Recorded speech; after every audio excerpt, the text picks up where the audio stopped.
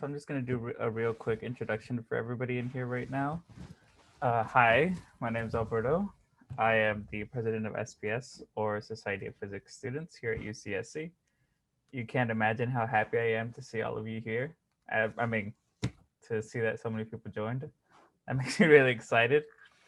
Uh, it has been a while since we've been able to group up in the way that you see here in the photo, probably in front of you.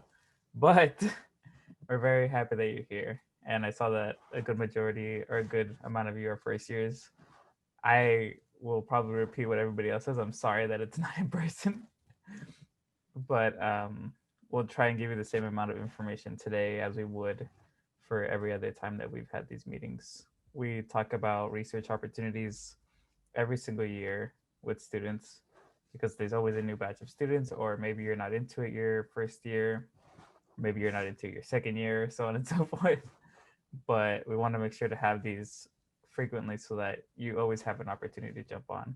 And there's never a perfect time to do research. You can always do it whenever you have time or whenever you feel a want to participate in science on that level. Celine, do you want to introduce yourself? Hi everybody, my name is Yuling Pao. I am a fifth year astrophysics major. I am an officer for SPS and also WIPA, and I organize a mentoring program, which you might have heard of. I'm happy to see you all here. This is a great turnout. Hi, Raja. Hey, how are you? I'm great. How are you? I'm good, thank you. I'm honored to have been invited to this. Thank you. Absolutely. Do you want to introduce yourself? We were doing a quick introduction. Sure. My name is Guha Thakurta. I'm a professor in the Astronomy and Astrophysics department. I'm a professor slash astronomer. So I have a joint affiliation, part with the Department of Astronomy and Astrophysics, but also partly with something called UC Observatories, UCO, which is the optical IR astronomy facilities of the entire UC system. 9 of the 10 campuses have astronomy departments, and their facilities, the headquarters of those facilities are here in Santa Cruz.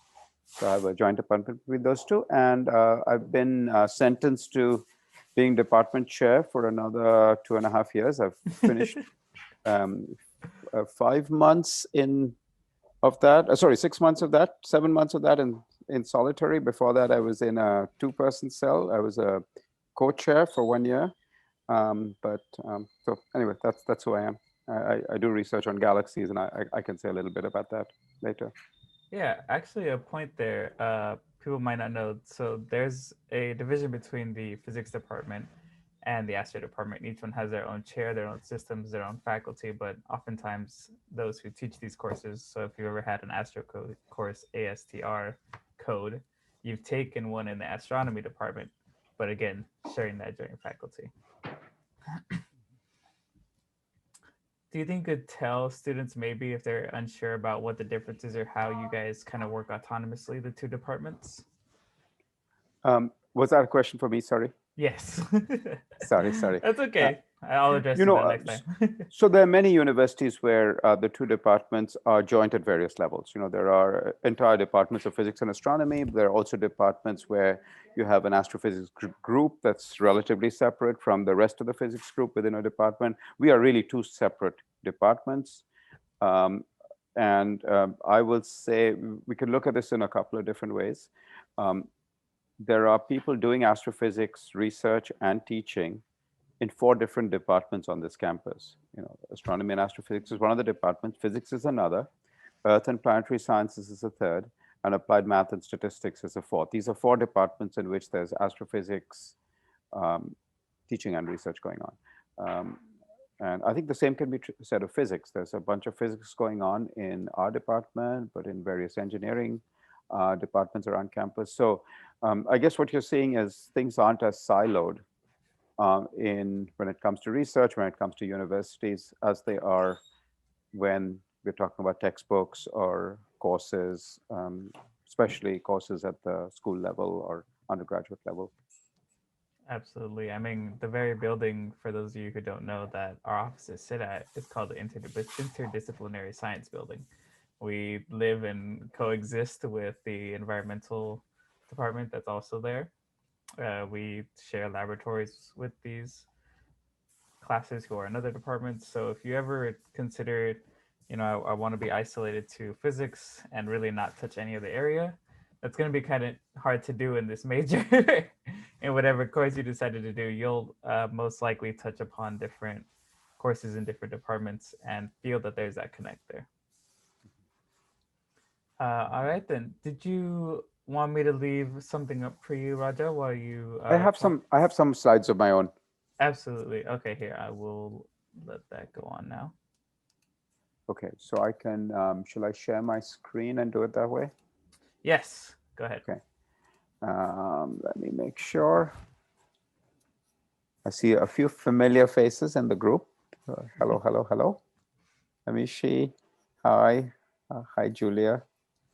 I'm sorry if I missed anyone. I can only see one screen set of people. Okay. Tell me what you'd like to hear from me. I mean, I know, Shuling, you've sent me a list of things. Do you want me to guide it with questions? Yeah, sure. Okay.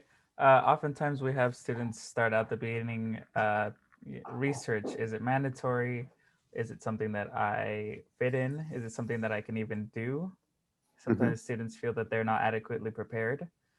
And so then neglect or try and put off the challenges of doing research. Okay, I'm going to address that question anyway right up front. Is it important? Can I do it? That's one of the first things I'm going to talk. So okay, let me say this. I have, before I start sharing my screen, I've written down, the importance of REUs, of course, as the theme of today. I assume that's still the overall theme of today. What I've written down 3 sub-bullets below that. I've written down, what are the opportunities you have as undergraduates? I'll start by talking about the importance, but then it's not really sub-bullets. After I talk about the importance, what opportunities might you have as an undergraduate? What are the importance of mentors and role models? And then the last thing I have, which may not at all be of interest, I put that last because I figured I would only get to it if people are interested in this, is to talk about some astrophysics research highlights. Perfect. So those 4 things then. Again, importance of doing research, what opportunities might exist or how you might seek them out, and the importance of mentors and role models. And the final thing is astrophysics research highlights. I'm happy to tweak that order, drop things from that list, add other things. I can only add other things if I feel like I am competent to add other things. But is there anything that I've left out that that people might be interested in hearing about? If you feel like putting anything, you're welcome to speak or put in the chat if there's something that you're unclear about. If it's that situation of I don't know what I don't know, don't feel bad about that. At the end, we'll give some questions also. Me and Suling have some that we hear repeatedly. And Alberto, one of the things I tend to do naturally is I tend to talk about my personal journey and in all of this. That I'm not going to have a separate bit about that, but as I'm describing something, I'll tell you whether it's coming from a place of something I've experienced or a place of something I haven't experienced. I'll talk about that at all of these steps. Absolutely. I think that would be extremely beneficial for people. How does research work with distance learning? I'm happy to talk about that, Katie. I'll definitely mention that. Yeah. Would you like me to start with that? Or should we just go into my slides and I'll... Yeah, you can field the question right now and then get into it. Okay, let me start with how does research work with distance learning? I think, and depending on which researcher you ask, you may get different answers. It certainly varies a lot from field to field. Varies a lot, and even within a field like physics, it varies a lot, depending on whether you're talking about experimental work versus theoretical calculations versus analysis of data that's come from a accelerator that's located at some other corner of the world where you weren't going to go there anyway. You're going to analyze data from it. The answer depends. That's in the kind of research I do, where I'm designing experiments. Well, I'm first asked to use telescopes. I'm an observational astronomer. I asked to use telescopes through a competitive process. That part is for a long time been online anyway. So you put in a proposal. If you are lucky enough to get time on a telescope, what used to happen in the past is you might go out to the observatory to use the telescope, or you might go to UC Santa Cruz to use a special room from where you can operate the telescope, because they don't want to give control of the telescope to, they want to make that too easy. Someone can run that telescope into the ground. They're, expensive pieces of equipment. They've had to back off on that because there's a new term, just like social distancing is a phrase that wasn't heard very much before 2019. There's a new term called pajama mode observing. You don't have to get out of your jammies to go use a telescope these days, right? You can be sitting. I've been sitting on this couch for the last year. My family has been calling it the Great Depression because of the shape of this couch now. Not because of me, but I've created the Great Depression right here on this couch.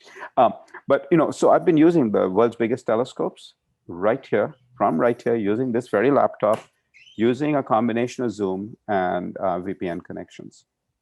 It's really exciting. And you might think, wow, I was really ruining the loss of opportunity. Not being able to go out to the big island of Hawaii to use the Keck telescope was something I was really regretting. But it's, as with many things, COVID has brought a silver lining. What happens now for pajama mode observing is we have to get our laptops vetted. We have to get the appropriate VPN things, and a small team, 3 or 4 people on a research team, are granted this access. And each one of us can control and run the telescope for the duration of the observing run, whether that's 5 nights or 1 night. During that time, whoever's running the telescope shares their screen with everybody else. You could have multiple people having the ability to run the telescope, or one person shares their screen. What this has opened up, especially for you as an undergraduate, what this has opened up is you can be a fly on the wall. You can be on that Zoom call where somebody is doing a real-time science. It's not polished. It's not prepackaged. It's happening in real time. You're seeing the people work with each other, fight with each other over decisions of what to do with that, with that telescope, where to point it, etc. It's a wonderful real-time exposure to things in a completely, like I say, completely unpolished way. So if you're interested in getting into research, ask faculty how they're doing their research, how they're doing it online, and whether you can be a fly on the wall. Okay, so you can make an informed decision about what it's like to do research in that field. I think that's been one of the great positives of research with distance learning. Before that, you really had to make a bigger commitment of space and time to learn about how research works in a particular research group in a particular area. Now, it's a Zoom call away. If I could just add a point here. So he made a good point about reaching out to faculty. If you feel intimidated about that, at the end of this, we'll put out our website that you've seen a little earlier, and we're going to put up there sample text that you can put in an email and adjust, obviously, to change the name and change the subject. Please do that. Just so that you don't have to feel intimidated about sitting at your computer for an hour saying, is this the right word? Is this the right wording? Am I going to sound like I'm adequate? Like, don't worry about it. It's okay. We'll show you that after the fact. Yeah, very important to change the name. Otherwise, you put in all the hard work and Alberto will get all the opportunities. That's right. All of them, even things I can't imagine how to do. Absolutely. All right. Is that good, Katie, in terms of, I mean, I was specific to astronomy when I was talking about this. I have to be honest, I don't know how research works of course, in other disciplines. It's terrible. I'll say something about the general process, though. The general process of, of course, of theoretical research theory research, where you're doing pen and paper calculations, is less affected by having to go online than experimental work. There's no two ways. There's no question about that. But when we are talking about experimental research, there's the design of an experiment, There's conducting the actual experiment. There's analysis of data. And then there's the final end piece of storytelling and paper writing. One of those four things is severely affected by distance learning and having to go remote. Not so much the planning of the experiment, it's the doing of the experiment. It's not the analysis of data, because that's always been online. We are dealing with digital data now for many years in a variety of disciplines. Whether you're doing a psychology experiment and doing surveys on people, those data are in digital form. So that analysis is not hampered by distance learning. And the writing of papers isn't either. So it's really that piece. So how does one adapt to that in this kind of situation where we're sheltering in place and we can't actually go to a lab to do the experiment? First of all, some labs are open. They're allowing people to, they're allowing students and people to go in there. So, and that's only going to get better with time as the vaccine, takes effect and it's more widespread. So that's one thing. It's not a complete zero on the experimental experience.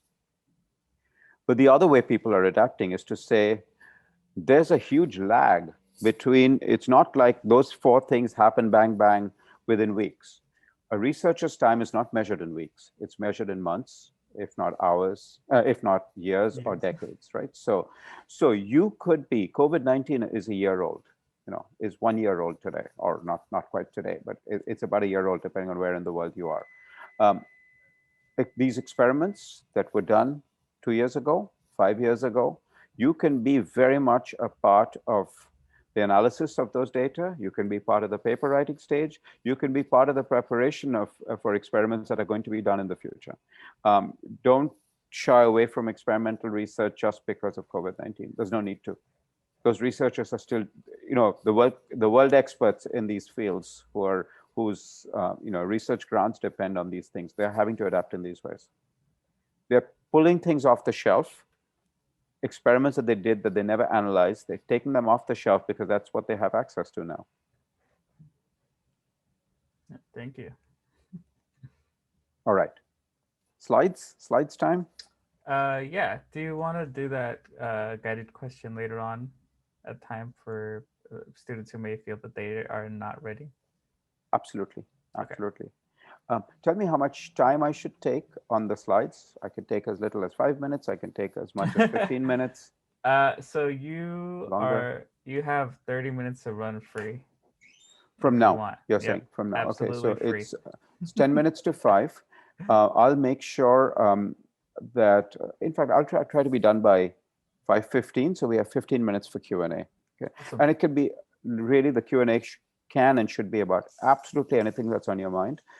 It doesn't have to be about research opportunities. It could be about feeling you're not ready for research. It could be about anything. It could be about feeling I don't belong. It could be about any of those things.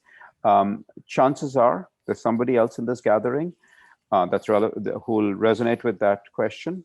Chances are I will resonate with it because I've been a researcher for long enough, and I've not been a researcher for long enough to have experienced all of these things, right? So, okay, I'm going to jump into the slides. I'm going to share my screen. So can you see my screen? Yes. Okay. I'm not responsible for this wonderful background image. And what I'm going to do is, while I'm talking, I'm going to ignore the chat. But if others are monitoring it, if you could please interrupt me, with an audio interrupt, I'm happy to clarify or answer a question. So this is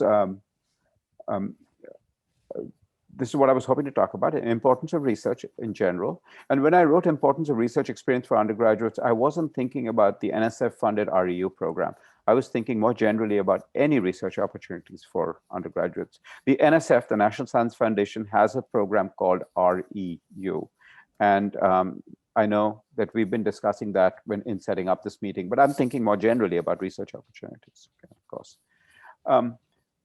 So my very first slide is about what I see as the 4 steps from not being interested in science to getting fully engaged in open-ended research. I see that as a 4-step process. It's clearly an oversimplification.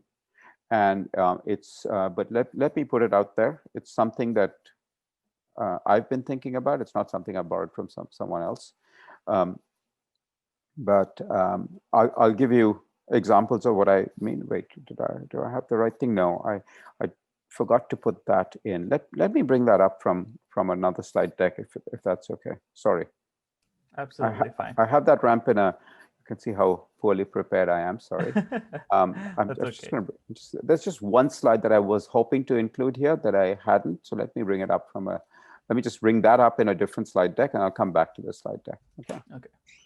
Just to make a point here, yeah, I'll be monitoring the chat the whole time. If you guys want to say anything, don't worry about interrupting. You can just put it in there, whatever comes to mind, and I'll be sure to rudely interrupt the way. No, you wouldn't be rude at all. You wouldn't be rude. We wouldn't be academics if we didn't interrupt each other. Of course not. Okay, so here is the slide I wanted to show. The four stages to the four stages that I see in going from, like I say, from not being interested in science or not knowing whether one is interested in science to open-ended research. Okay, so, and this is not just in STEM, it's actually in STEAM. The first thing is access, enrichment, exposure. What I mean by that is going beyond, how did, if you ask yourself, why am I in the SPS? Why am I interested in science? There was some entry point. There was some point where you felt I have access to science, and you were enriched by some person's story, or you had exposure to some person's journey. I think very much in terms of people when I think about that first thing. And you'll notice these are getting higher and higher. These are harder to attain the further to the right you go. They're also getting to be deeper and deeper shades of gray. And that's meant to, there are deeper and deeper dives into STEM, right? So that first piece of access, enrichment, exposure, if you can see my cursor, is typically a passive entry into this. Right? It could be as passive as, watching something on, if you're watching the Cosmos series with Neil deGrasse Tyson, or I had the privilege of watching it with Carl Sagan. I had the privilege of knowing Neil very well because we were postdocs together. Or watching, for me, it was watching David Attenborough's Life on Earth, just hearing a person's journey in that case, David Attenborough is a biologist. He talked about the ecology of biological systems, ecology and biological systems. So that access point typically happens because the people and the process are interesting. This is exactly the two things that get left out when science is reported in newspapers or magazines. You learn about how big that black hole is, or how cool it is that we can detect gravity waves from it. You don't hear about the people who made the discovery very often. Sometimes you do, but very often you don't. You don't hear about the number of times they failed before they made that discovery, right? So you don't hear about the process, you don't hear about the people as much as you hear about the end product. And that does complete disservice to research, because that's, it's called research because you don't find it the first time, you have to keep searching, right? So that process is completely lost in the way science is reported. So typically it's when the people and process are opened up that people say, yeah, I'm interested in this, I want to do this. Then you have to learn the skills to really engage. So that first thing might be passive, but the second thing is more active. To really take part, you have to build skills. It could be learning how to program. That's probably the most important modern day research skill. But it could be, use of equipment of various kinds, various techniques in physics or chemistry, biology, astronomy. What I mean by controlled research projects or pre-scripted research projects is following somebody else's journey. So when you read a paper and you try to reproduce the steps that the researcher reported on in that paper, that's a controlled project. It's controlled because you're following the prescription that somebody else has laid out for you because they've already undertaken that journey. It's controlled in the sense that they can give you a lot of prescription.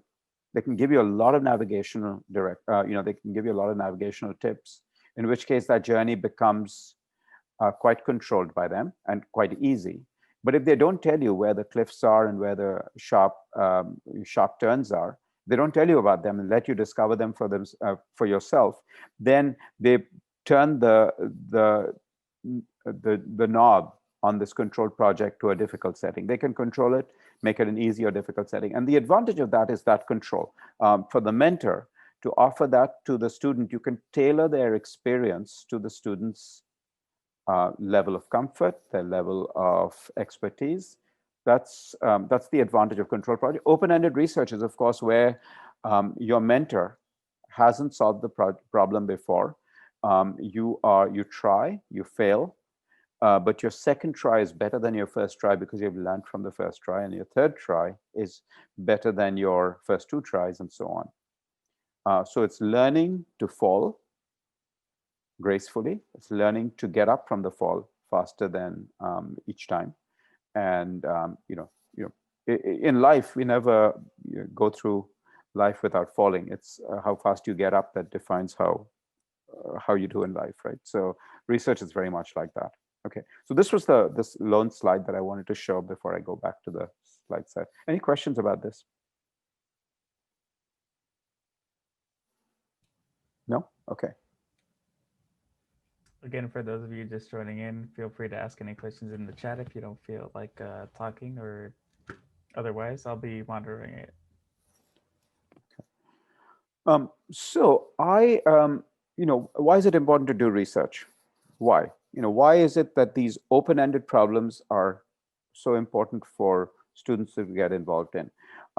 Because the benefit, of course, benefit of getting involved in research is you practice critical thinking in the context of open-ended real-world problems. And I want to emphasize real-world. Real-world problems are open-ended. COVID-19 is a real-world problem. What's going on in politics with racial injustice in this country, these are open-ended problems. What's going on with hunger, what's going on with the environment, these are open-ended problems. No one has a recipe. These are complex. You try things, they fail, you learn from them, you try something again. Okay, so the reason research is important is because it looks like the flavor of problem solving is like problem solving in the real world.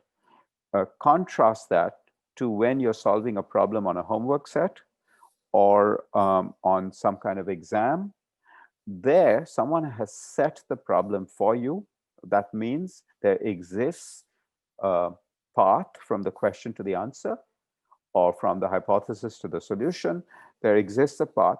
That's something, that guarantee is never given to you in an open-ended real-world research problem.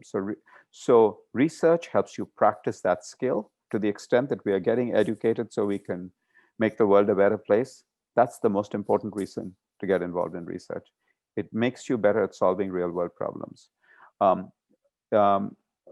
Along the way, you learn technical skills that can translate to other disciplines. Computer programming is one I mentioned.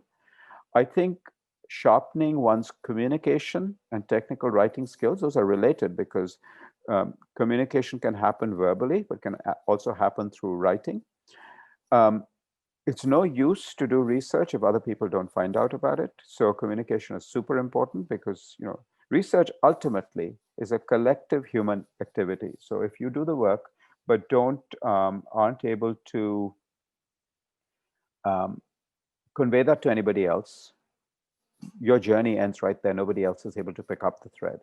And of course, because industries and universities and employers recognize that open-ended problem solving is what the real world is about, by getting involved in research, you gain a competitive advantage over those who may not have had the research experience. And of course, one of those employers, if you like, is academia. One sector is academia. So helps you prepare for graduate school. Is all about research.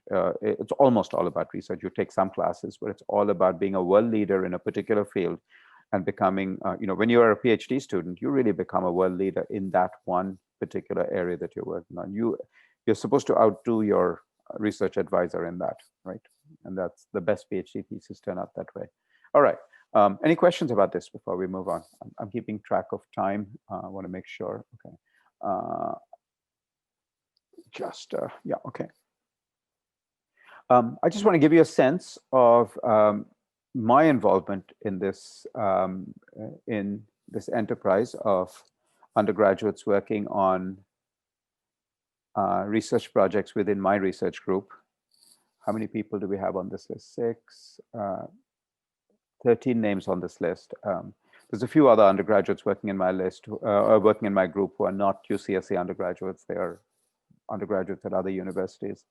I hope I haven't left anyone's name out who's actively working with me right now. I know some of you on this call have been my students in the past, but these are the names of people who are actively working on projects with me right now. And I've given you a sense of the kind of projects they're working on. Some are technical, pipette reduction of DMOS spectra. The fourth project is very much about understanding, writing, developing software.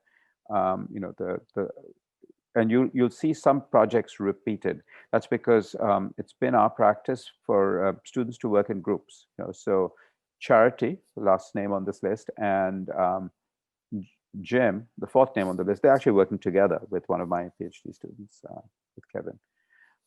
Anyway, I just want to throw this out there. How do you get to research opportunities? How do these people get to research opportunities? How did they start working in our group? A variety of means, right? So there's one way is you take a class, and if the professor who's teaching that class, if their research is vaguely interesting to you, go talk to them. Right? Go talk to them. If they don't have research opportunities in their group, they might be able to guide you to somebody else. They might be able to introduce you to somebody else. That's been a very common mode of students connecting with faculty or researchers. There are introduction to research classes. I think, Amishi, you were in one of those classes, Astronomy 9. You can cold email your faculty. That's probably the least effective method. If you have friends, seniors who are already doing research, and they have a sense of the structure of that research group, if that research group could use more students, talk to them. Like almost anything else in the real world, there's a variety of approaches, the variety of connections that will get you there, but super important to get involved in research. Really super important to get involved early. Okay, so I've got a yeah, please go question ahead. here. Yeah, please. What kind of they were asking, what kind of help do they give for you as a faculty member when you have undergraduate students? What is the benefit of having them? For me, you mean? For yourself, and then in a general for any research group to have undergraduates. I'll give you my answer that may not be the same as another researcher's answer. I see two axes of progress that may or may not be aligned. No, they may be completely orthogonal. They're usually not opposite to each other, but I see two different metrics or two different ways of thinking of, what are the benefits of an undergraduate getting involved in my research group? One is the benefit to the student themselves. And I'm listing that first because that's more important to me than the second thing I'm about to say. But what the student learns by way of the research process, by way of techniques, by way of understanding of the science concepts that are the broader context of that research, those are important to me. Because as I train that student to do this, I'm empowering them to possibly advance my field of research. Whether I get credit for it or not doesn't matter. They get to advance the field. So as a scientist, I'm looking for certain questions to be answered. And this is a personal thing. I want those questions answered. It doesn't matter to me so much whether I'm the one answering them, whether it's my student, whether that student is still working with me when they answer that question. So that's one benefit, is empowering that person. And I guess I've also mentioned the second thing is advancing the project itself is the second axis. What ownership the student takes in that progress varies. A student could learn a lot from a project, but the project itself may not make much progress. Those are the two things. I don't know if I'm answering the question. It's a very personal question. It depends on the researcher. But their work is significant. It's not just busy Absolutely. work. No, it's not busy work, especially if it's open-ended research, right? These problems haven't been solved before. We need someone to solve them. We need someone to at least try them. And like I said, they don't always get solved, right? So if the undergraduate tries something, they try a second thing and try a third thing, and it's now the end of the summer and they have to move on to something else, guess what? We've still made progress. We've learned something from each of those 3 failed attempts. The buzz phrase is productive failure. In research, it's productive failure. It's all about productive failure. It's what you learn from something not working. That's as important as that tells you what to do next.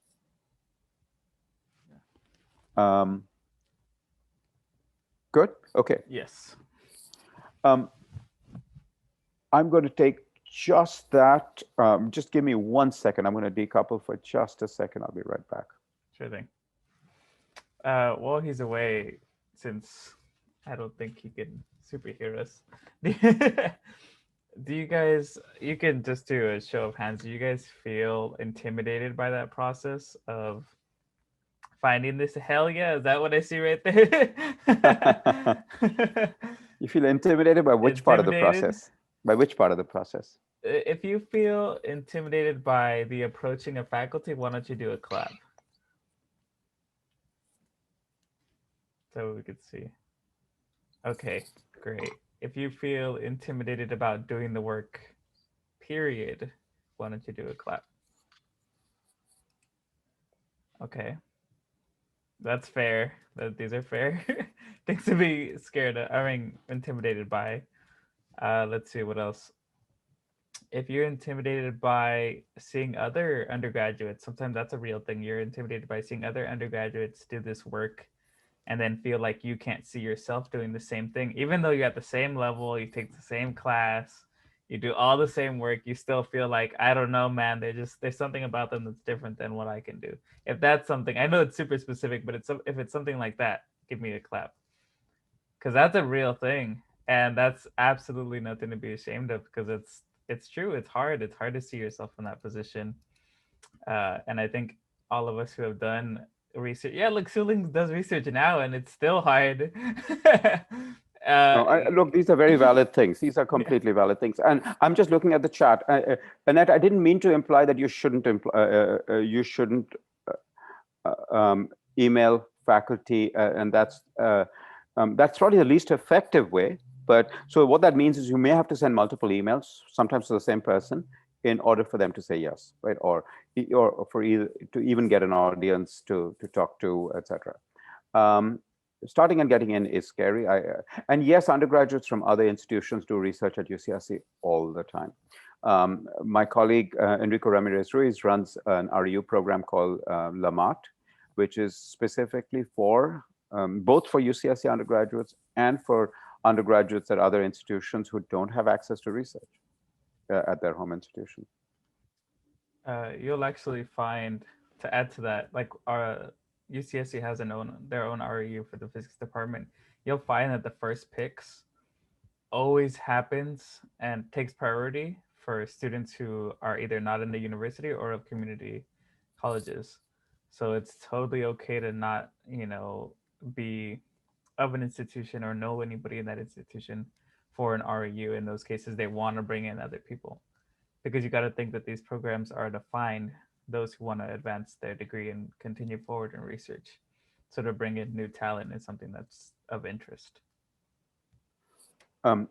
Please don't feel intimidated. I'll tell you, I'll give you 5 reasons why you shouldn't feel intimidated. Okay, so my first reason is when I was, is everyone on this call an undergraduate? Let me ask that question first. Let's see. If you're an undergraduate, just do a thumbs up. If you're not if you're not an undergraduate, do one. Oh, okay. If you're not an undergrad. I think everyone is an undergraduate. Okay. Yeah. Okay. So when I was an undergraduate, I had absolutely zero exposure to research.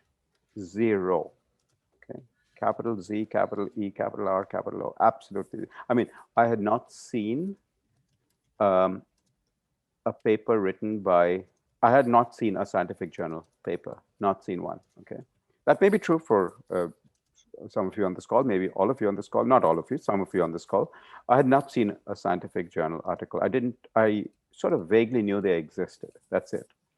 And one of my cousins who was older than me, who was a scientist, had sort of explained that they have an abstract, they have the body of the paper, they have a conclusion. You know, the only articles I knew were, sort of magazine articles. On it could be on any topic, it could be on science, could be on anything else. I had not seen a technical journal article when I was in.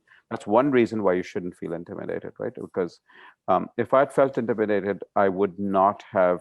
I would have frozen in my tracks. And maybe I was too foolish to freeze in my tracks, but I just decided to move forward anyway. Second reason is I had zero technical skills. I mean, I was good at, I was a good physics student. I had good book skills. I had good problem solving skills when it came to well-defined problems, recipe-driven problems. But I didn't know how to program a computer. I had not seen a computer when I went to grad school, right? When I went to grad school, okay, I have to say this. The grad school that admitted me made a mistake. Right? They made a mistake. They made a mistake in admitting me. That was their mistake. And it didn't take them long to figure out they'd made the mistake. And it took me even less time to figure out they'd made a mistake, right? I'm the beneficiary of that mistake, what is it, 35 years later, 36 years later. I'm a beneficiary. So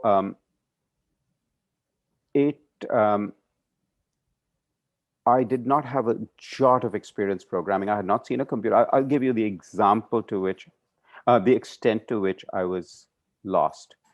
So I'm not talking about undergraduate. I'm in grad school. I'm in a very good grad school at this point. They made a mistake. That's why I'm in this good grad school. Otherwise, I wouldn't be in such a good grad school. I was at Princeton University in the astronomy department. One of the first days there, the grad program chair, she walks me to the IT person, and they both look at me and say, what would you like your username to be?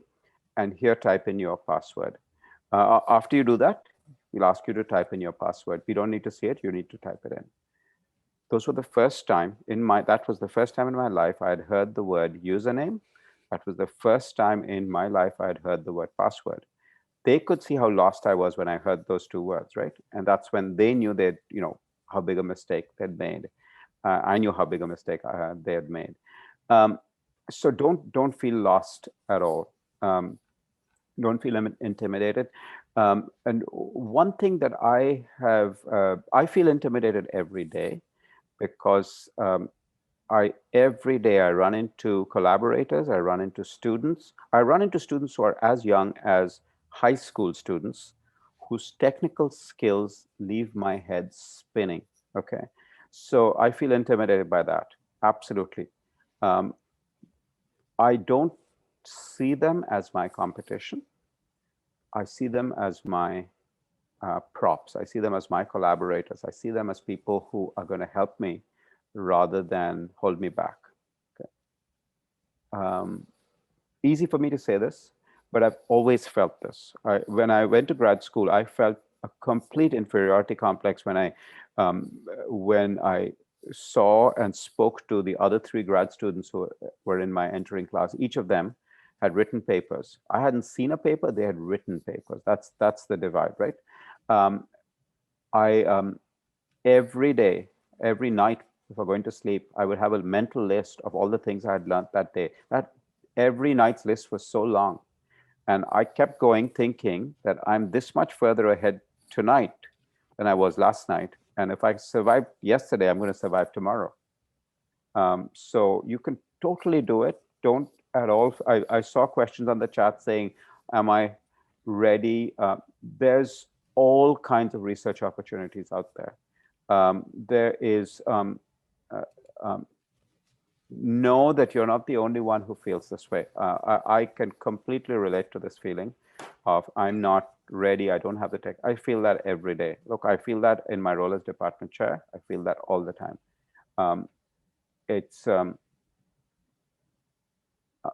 someone made a mistake in deciding that I could do that job, and I'm living that mistake. What can I do? Um, okay, we are at 5:17. I'm actually 2 minutes past where I said I would stop. But it's good that you're asking questions because we said we would transition to Q&A anyway.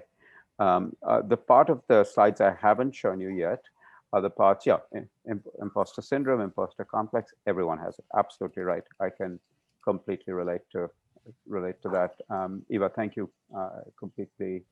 Completely relate to that. Did you want to go over another slide or just go into the questions that people might have? What do I have after this? Let me see. I have 3 slides with people's pictures in them. Let's see. Which people? Okay, I have these 2 people on here. You recognize the person on the left, right? That's it. You know, the title of the slide may give it away: general relativity, light bending, and black holes.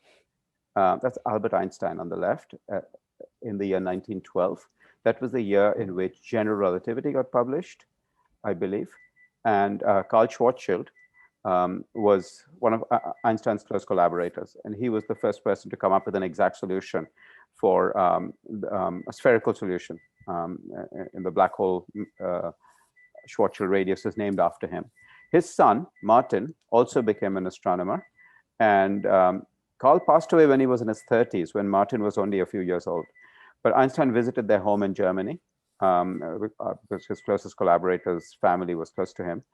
And Martin went on to become a professor at Princeton. And as a retired professor, he was one of my mentors. So I have 1 degree of separation to Albert Einstein through him.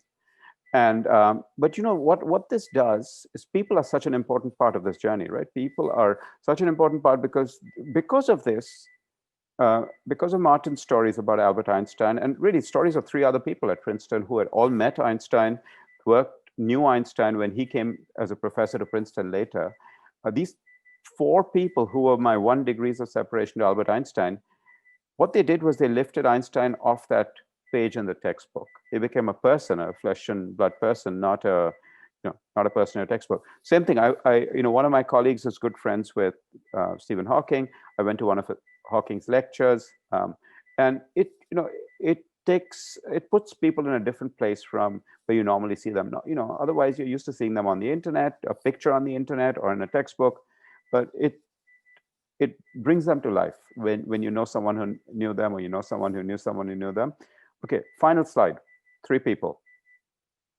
The person on the left is Vera Rubin. Their names are on here, of course. Vera Rubin was the discoverer of dark matter in galaxies. My very first research project was on dark matter and galaxies, and she became an informal mentor to me. She wasn't my research project mentor. My research project mentor introduced me to her.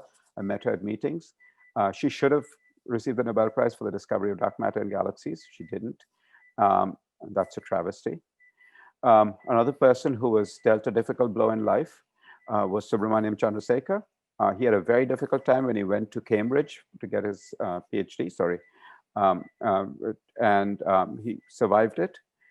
One of his PhD students, Chandrasekhar, had PhD students in physics, chemistry, and mathematics, right?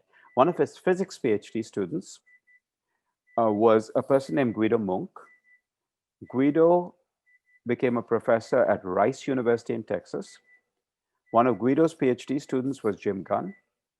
Jim Gunn later became a professor at Princeton, and Jim was my thesis advisor. So Chandrasekhar is my great-great-grand PhD advisor, and I met him in Princeton, had lunch with him once.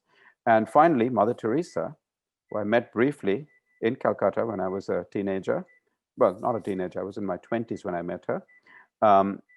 She was an example of how one physically frail person could change the world. Okay, so these people were role models in different ways, right? And so anyway, that's what I have by way of slides. So I won't show you my astrophysics research highlights. I had more slides about that, but I don't think I want to do that. I instead want to talk about you and what questions you may have for me.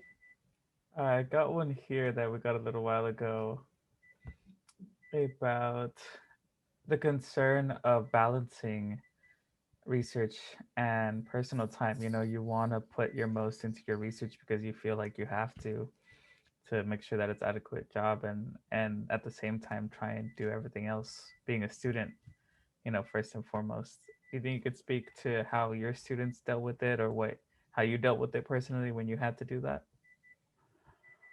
It's a real challenge. I struggled with it. My students struggled with it all the time. Here's the struggle. Let me articulate the struggle. I want to normalize the struggle. It's not I'm sorry about the beeping going on in the background. I have no idea what's beeping. I'm sorry. Okay. Let me see if I can put an end to that. Give me a second. I'm going to step away. That's fine. How you guys feeling thus far? Thumbs up, claps if it's not great. That's fine. I don't. If we can improve, we can improve. Not a problem. Really inspired. I can't believe he knows like all these people and all these connections. That is so cool and mind blowing. I think that's a big thing. Also, like you're gonna find when you do research, also, and you meet these grad students, and every grad student most likely gets their PhD, and you see them go on. Like even in our research group, we had one who is now working at Tesla and was developing some new technology in the way of energy, and we got to be a part of her celebrating that. So I think that his point, what he was trying to say, is like these are people who did great, and that it's kind of unbelievable to think that you could know, but know that that could be, you talking to people, or you doing that, and feeling some inspiration in that. All right, he's back. Hello. Oh, sorry about that. Yeah, and I wanted to say hi to Fiza as well, because you've been my student for a bit. Sorry, I tell me what I missed. Just going back to that question about the balance and how your students or how you personally dealt with that. I'll tell you the real difficulty I've faced, and I've seen my students face the same thing. It's really, research, when it's open-ended like that, there are often no deadlines. Your professor doesn't say you have to finish this task by the end of this week. But guess what? The other things on your life, whether you have to, complete a homework assignment or take an exam, those have hard time deadlines, right? Or if it's something else, it could be something non-academic in your life. I have to take that driver's test by such and such date. That appointment, it was hard to make. It took me months to get that appointment. I can't miss that. The fact that research is so fluid and open-ended makes it very easy to, just fob it off and do the things that have hard deadlines. That's a real challenge. So one way to combat it, I'm not saying it works all the time, but one way to combat it is to take your research task, break it down into bite-sized pieces, create your own little milestones, saying, I'm going to try this thing. I'm going to try it. Notice, I'm not saying I'm going to finish this. I'm going to try this. That can be time-bound. I'm going to give myself 1 hour to try something. And let me see where I get. My goal at the end of that hour is going to, if I fail to write this program to debug my code, I'm at least going to take notes that say what I did in this hour. I'm going to spend the last 5 minutes of that hour helping myself remembering where I got to by the end of the hour, because if I come back a week later, I'm going to forget what I did during that hour. So help yourself by creating those little mini steps up that, you're basically, it's like carving steps into the side of that cliff you have to climb. Create those steps for you. Did anybody else have any other questions they want to put in chat before I list off some of the common ones we get? Okay, while I wait for that, I'm sure somebody. Oh, go ahead. I wanted to say something that's not related to that, but since it's almost 5:30, I know probably a lot of you have questions about specifically like finding REUs for the summer. So this is the beginning of a series of meetings that we're gonna have to talk about that. So Professor Raja, he's kind of like giving the incentive to go for it, not just for summer REUs, but also like year-long research. But then next week at 5, we're gonna have a meeting about working through applications, and then we have WIPA is going to organize another meeting about experiences of other students in REUs. So for those more specific questions and experiences, stay tuned to the emails, and so you can have more information about that. No, thank you for saying that, Shilling, because I've never done an REU myself. I tried because I started in this country as a grad student, and there were a few places, actually at Arecibo. This is the place where the big radio telescope recently collapsed. I tried and I failed to get that position. No, they extended it to grad students, that particular one, but I still failed to get it. And I've never offered one either. So I know very little about the logistics of it. I can tell you about the importance of it. And I've offered other research opportunities to undergraduates and high school students and grad students. But thank you for clarifying that. The mechanics of it are things that I don't know very well. And you guys are making my head swell bigger than this Zoom screen with all the wonderful compliments. Thank you. I really appreciate that. I'm anything but down to earth because I don't want to be down to earth. I have to study the stars. Damn it. If I remain down to earth, it's going to be really hard to study those stars. I do have a question here about the difficulty. I know that a lot of professors, their research is, like you said, really long standing. They're usually really long timelines. But being a student, your life is kind of 1 year at a time or even 1 quarter at a time where you're planning. So let's say a student wants to do research abroad, right? And it's hard for them to want to present themselves to a professor and say, I want to dedicate my time to this, but I might have to leave, some time down the road that I do this project. How would you feel if a student, your own student did that, or what that kind of conversation would be like? I think that's a perfectly legitimate conversation to have. If a professor isn't interested in your professional development, that's probably not someone you want to be working with. That's the first thing I'll say. I mean, the second thing is you can plan around this, right? If I know, for example, I mean, let me give you something more extreme. When let's say someone's going to make a complete break, not just go away for, study abroad for 6 months, but they're going to make a complete break. They've decided they're going to leave astronomy research. They're one of my PhD students. This has happened before, right? I mean, not every physics PhD student goes on to an academic career in research, right? If I know somebody's going to leave the field, does that make them any less of a student in my eyes? No, it doesn't. It means that we, the student and I, have to be more deliberate about transfer of knowledge. When I know that's going to be a clean break, the student is really not going to be able to engage in this research after a certain date. I want to make sure that the others in the research group benefit from their wisdom. And they want the same for themselves. They've put in all this effort. They don't want that to just die. They want that to continue. So I think it has to be a shared journey. And part of sharing that journey is doing things that are mutually beneficial. I do have another question here, but before going to that, I would just like to add, let's say you don't exactly know who you want to work with, and so you just shoot something out at a professor that you think is something that you're interested in. You go, you stay for a week, 2 weeks, a whole quarter, and you decide, you know what, this just really isn't what I'm interested in. Not because I don't like the professor, not because I don't like the group, but it's not where my heart is, and I know that there's something else out there for me that I can be interested in. That's okay. It's okay. Completely Yes. okay. No one should take that personally. Most people I know don't take that personally. It's good to come to that realization. It shows a certain level of understanding of yourself to be able to do that. You shouldn't, I mean, this is true for anything in life. You don't want to stay on because of inertia. You want to stay on because you want to be there. Right. Okay, so I got another question here. Do professors such as yourself get annoyed when students ask about the basics of your research? You always get an influx of new students every year. No.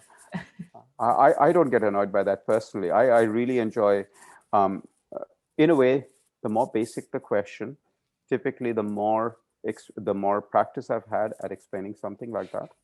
The more technical it is, the less practice I've had at it because it's more specific. No, I don't get annoyed by that at all. In fact, I find that, but you're speaking to somebody who teaches Introduction to the Cosmos, which is the most basic astronomy class, right? I chose to teach that because I enjoy explaining basics. That may not be true for everyone, and I respect that. I find that explaining something very simple each time, what happens when the Earth goes around the sun, something simple like that, or what happens when the Earth spins. The more, you won't believe how many ways I've had to explain that to students, and each way you explain it, you learn something about yourself, you learn something about your understanding of that phenomena, right? No, I don't. Answer for me is an absolute no to that question. I'm not annoyed at all by that. Yeah, I think that's a really good point that he made. Like all these faculty, or not all of them, most of the faculty, if not all of them, teach. They teach the same thing over and over. It's perfectly fine. Yeah, repetition is something we're used to. That's right. Absolutely right. Let's see. Let's see. I have a question. So, Professor Raja, if someone wanted to do research with you, for example, in right now since we're kind of like doing distance education, what would be the best way to communicate with you and ask for an opportunity? For me, the best way probably is to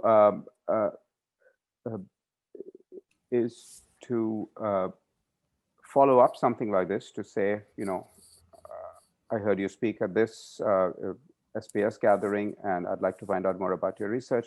What works best for me is if the student has looked into the kind of work I do, if they've done a little bit of stalking, good kind only, of the kind of research I do, the kind of research my students do. If they're asking for opportunities to sit in on things like being a fly on the wall when we go to the telescope next, those are very easy things for me to say yes to, right? I mean, how does it matter to me whether there's a 31st person on that Zoom call or not, right? If they're going to be a fly on the wall, they're going to watch this process unfold. If they're trying to learn more about it that way, what works best for me is when the student takes initiative. That works best for me. In general, this is true, right? My time is cut up so into so many pieces that I find it works best when I'm working for the student rather than them working for me, right? So if the student says, this is my project, I'm the captain of this research project, I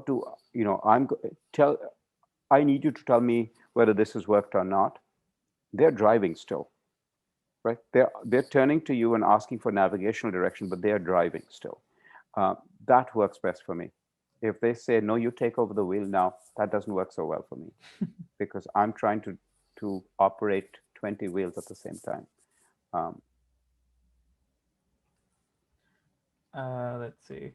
So we do our official end time, since we want to respect people's time, is an hour, so 5:30. Okay. If you, I will mention this after, but if you guys do want to stick around, and I think we'll do like one more question. If not, perfectly fine. If you need to go eat at 5:35, it's okay, no problem. Just a real quick logistical thing. We did have, in case you guys didn't hear, a raffle of this meeting, and we're gonna have another one next meeting when we actually go through the workshop, which is making you sit down and look through all these REU stuff. So again, that'll be determined late end of night tonight, and then we'll announce it tomorrow. But just so you guys know, so if you want to go, feel free. Nobody's gonna judge you. It's okay. But thank you all for coming. And then I'll do this. Ava, I don't know if that was a question or if you just wanted to comment. Not sure.